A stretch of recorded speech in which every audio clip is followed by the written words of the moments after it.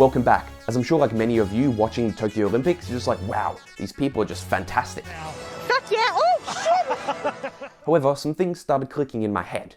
With the rising creator economy, can these athletes take advantage of that to build not only bigger careers where they are now, but even continue their careers after their professional sports journey has ended?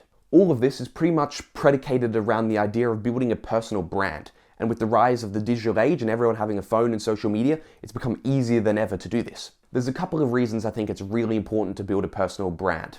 Firstly, it builds an audience which supports you and is behind you when you compete in these events. So as these athletes come up to their Olympic debut or come up to their world championships, there is an audience there following them and supporting them along the way. So in terms of morale, it's a fantastic opportunity there. In extension, there is also an opportunity to monetize this audience. So many times I was watching, let's say, the discus events or other sports, and they're like, yeah, you know, part-time, this person has to be a freight train driver.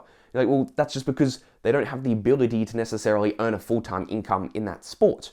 But by being able to have an audience that is committed to you, even if it's just a small niche audience, and you're able to monetize that, it means you can work on it full-time, become a better athlete than you could have otherwise just doing it part-time, and the audience is going to be there to follow you through that journey. And by having these big milestones of the Olympics, of the World Championships, people are going to stay there for a ride and be ever more committed. Because if you just post one thing every now and again, like essentially the Olympics is of once every 4 years, you're like, great, nice event, I'll see you in 4 years. And it doesn't keep people long term. But by following that journey, it builds a personal relationship with your audience of like, I actually really like this person, doing these incredible things, I really love their journey, it's inspiring. I'm going to stay along for that and potentially, support them in the future in one way or another, whether that be showing up to their events, whether that might be supporting them, etc. And there are so many opportunities in that. And finally also, this ability to bring an audience with you means you don't have to be the LeBron James or the Messi of your sport to bring in advertisers like Red Bull, Coke to be able to support yourself. With this micro audience, you can still get brand deals. There's plenty of them going around nowadays, especially as more and more money is being flooded into this creator economy. It means you can just be a casual rower on the Zimbabwean team. But if you have a dedicated audience from your home country or around the world that just loves what you're doing, maybe you're a great personality, maybe they just find your journey really interesting, you're able to continue a career out of this. And then beyond it, okay, you retire from rowing. What are you going to do now? Maybe if you're really lucky, you can get a commentary job or coaching. But if not, you're kind of stuck. But if you've got this personal brand in which you've built out over the years, in which people are already committed to that journey, even if they maybe don't watch you anymore, they've still got that positive connotation in their head and remember who you are.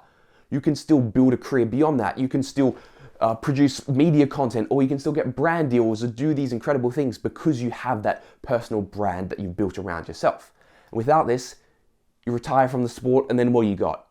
Okay, find another job, great. Your lifelong career is kind of over.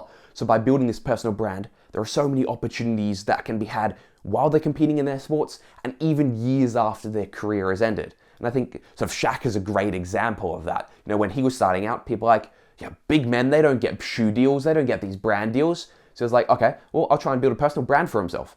And the amount of ads that you see now is just crazy.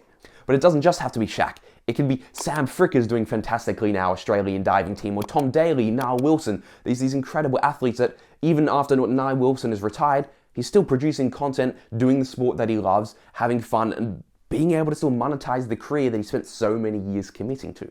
During the Australian Olympics broadcast, GoDaddy was the official sponsor of that. And they've said that they're going to try and help these athletes build websites and support that sort of personal brand because they realize the power of that. So it's not just me going crazy, it is a real opportunity for these athletes to take advantage of the craft that they have worked so hard for, sort of build a long-term career that can really sustain themselves quite profitably and have fun doing it. So I think for any athletes that take advantage of this, you're going to go so far ahead of the rest. And for the rest of you who aren't athletes, you may just be on a fitness journey, you may be on a journey to discover yourself, to meet new people, to adventure the world, and all of these principles apply. By being able to build this brand around you, you're able to monetize something that you're deeply passionate about and build an audience who is also deeply passionate about that same thing. They may not live in your same town, but around the world, the algorithms that govern the platforms like YouTube, TikTok, Instagram are able to find the people who love the same things that you do and build a real community in which you can be a part of. And in the second part of this video, I'll discuss why I think the Olympics really needs to take advantage of these athletes building personal brands, and how they can use it to really extend the popularity of the Olympics that has slowly been dying over the past couple years, and really boost it to the status that it once was.